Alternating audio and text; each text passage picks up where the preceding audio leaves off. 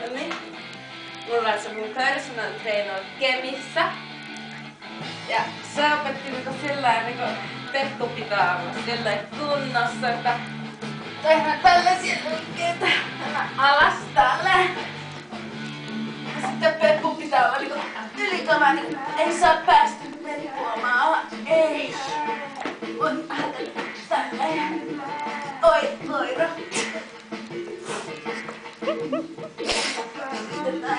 Yleensä koiran treenataan yhdessä, niin kuin panchotkaan, ei kun pancho. Joo. Nostaa se sitten sillä, että mä ajattelin sellaista pientä tanssia.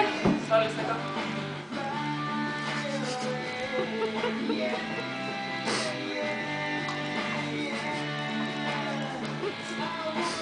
Sitten tänne.